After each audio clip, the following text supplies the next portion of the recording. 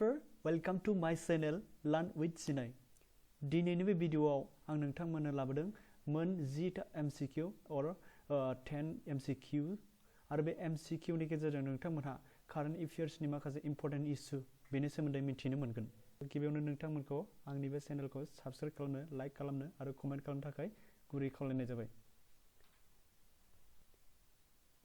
First question दं जोंहा Atal Bhujal Yojana or Atal Jal is a central scheme which is aimed at बेनि एमा मा नैबे जायनाखि स्किम बेनि एमा मा अपसनाव दं जोंहा Improving Groundwater Management, River Water Management, Pond Water Management लास्टआव दं none of these। दानिया जोङो एन्सारखौ नायनोसै। एन्साराव दङ जोंहा Improving Groundwater Management नैबे first option A correct.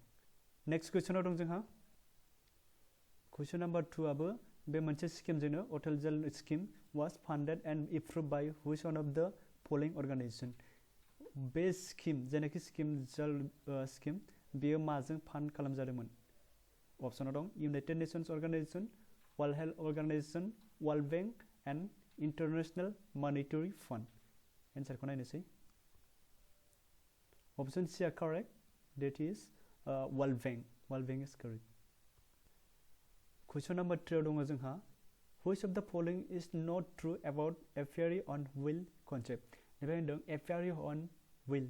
Apiary means जायनाखि बेरे बाहा लाग्रा बक्स बा आबादारिफोरा एग्रिकालचार सेक्टराव जायफोरनाखि बेरेनि फार्मिं खालामो बेफोर बिथांमोना बाहायो जायनाखि बे बक्सखौ on wheel होनदों साखा गोनां बेफोरबायदि होनदों। दानि अपसनाव दं not true खौसो दिहुननांगौ बबे मोनसेया not true। It is a holistic approach to address the challenges faced by the beekeepers. Holistic approach address challenges by the beekeepers. It is a platform which can carry 20 bee boxes from one place to another. It's a common design by the Khadi and village industry commission. It cannot connected with tractor or a trolley. It can connected to a tractor or trolley. एन्सारखौ नायनोसै। एन्सारा जाहैबाय It cannot connected with tractor or trolley। बे मोनसेया wrong, that means बियो true नङा। होमबा जोंना एन्सारा D। एन्सारा मानो correct नङा बेनि जाहोना जाहैबाय जायनाखि बक्स बे बक्सखौ ट्रेक्टरजों लोगोसे ट्रलिजोंबो कानेक्ट खालामनो हायो नाथाय बेहाय होनदों cannot बेनिखायनो बियो कारेक्ट एन्सार मानो होनबा जों नंखायखौसो दिहुनखानांगौ। It's a concept designed by the Khadi and village industry commission. The Khadi and village industry commission design बानायजानाय। It is a platform which can carry 20 boxes from one place to another. बे suppose बेरे बासा बानायग्रा बे जायनाखि box बेखौ 20 बक्सआव मोनसे जायगानिफ्राय मोनसे जायगायाव केरि खालामनानै बे आबादखौ फार्मिंखौ खालामनाय जायो। Question number 4 दं जोंहा The concept of apiary on wheel comes under which of the following ministry? दानिया जों बेखौनो मोननै क्वेश्चन बानायदों apiary on wheel बेनि सायावनो मोननै क्वेश्चन मोनसेया जाबाय Ministry of Environment and Climate Change। बबे मिनिस्ट्रिनि सिङाव होनदों नालाय क्वेश्चना बेयाव दङ Ministry of बे अपसनमोन Agriculture and Farmers Welfare। सियाव दङ Ministry of नैबे MSME बे जाहैबाय Micro Small and Medium Enterprise ओमफ्राय डिया दङ जाहैबाय Ministry of Commerce and Industry। दानिया जोङो कारेक्ट एन्सारखौ नायनोसै। एन्सारा जाहैबाय Ministry of MSME।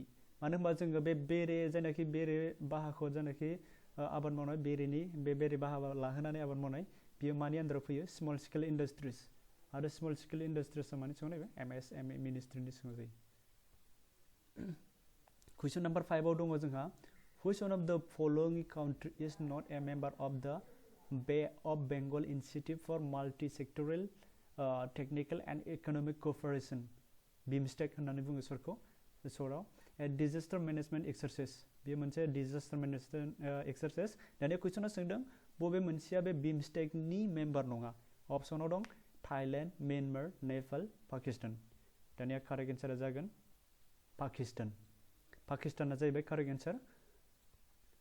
पाकिस्ताननि अनगायै नेपाल, म्यानमार, थाइलेन्ड बेजों लोगोसे बाहाय अपसनाव गैयै भुटान बांग्लादेश ओमफ्राय इन्डिया बिसोरो गासैबो BIMSTEC नि मेम्बार गोजा नाथाय क्वेश्चन नम्बर 6 आव दङ जोंहा Amit Panghal who was recently seen in news is a famous personality associated with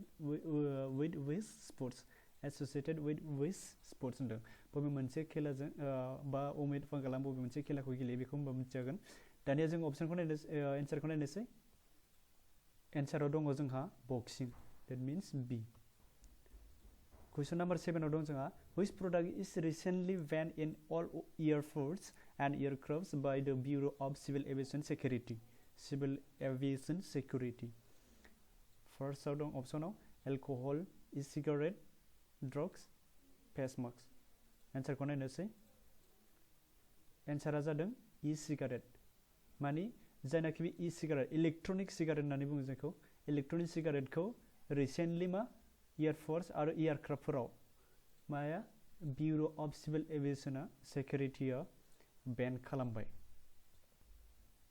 question number 8 आव दङ जोंहा व्हाट इज द थीम अफ द वर्ल्ड रेडियो डे 2020 थीम जायनाखि जों गुबै आयदा होननानै बुंनोबो हायो बेनि थीमा मामोन वर्ल्ड रेडियो डे 2020 आव खुंनाय जाय बेनि थीमा मामोन मोनफा मोनफा थीम थायो मोनफ्रोम प्रग्रामाव अपसनाव दङ A radio across world B आव दङ radio and world radio and diversity C आव दं ओमफ्राय लास्टआव दं नन अफ दिस दानिया बबे मोनसेया कारेक्ट एन्सारखौ नायनोसै एन्साराव दङ जोंहा सि रेडियो एन्ड डाइभारसिटी बेनो जाहैबाय वर्ल्ड रेडियो डे नि वर्ल्ड रेडियो डे 2020 नि मोनसे थीममोन क्वेश्चन नम्बर 9 आव दङ जोंहा the school health and wellness ambassador initiative has been launched under which scheme बबे मोनसे स्किमनि सिङाव school health and wellness ambassador इनिशिएटिभखौ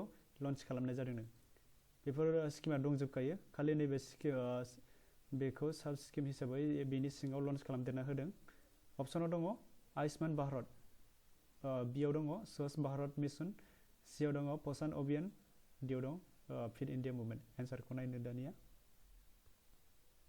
correct एन्सारा दं जोंहा आयुष्मान भारत मानो होनोब्ला फिट इन्डिया मुभमेन्टआबो नंखाया बे फिटनेसनि सायाव आरो स्वच्छ भारत अभियान मिशन बेबो जाहैबाय क्लिनलिनेसनि सायाव क्लिनलिनेस आरो सेनिटेसन बेफोरनि सायाव ओमफ्राय पोषण अभियान स्किम जायनाखि बेबो गथ'फोर बा प्रेगनेन्सि वमेन बा हिन्जावफोरनि बा आइजोफोरनि थाखाय निउट्रिसन जायनाखि बेकवार्ड एरियाफोराव बा मोनसे गोरिब जायगानि एरियाफोराव बे स्किमखौ इमप्लिमेन्ट खालामनो थाखाय टारगेट लानाय जादों जेरै रुराल एरियास बेफोराव मा निउट्रिसन इनक्रिज खालामनो थाखाय बेसिकेलि वमेन आरो चिल्ड्रेनफोरनाव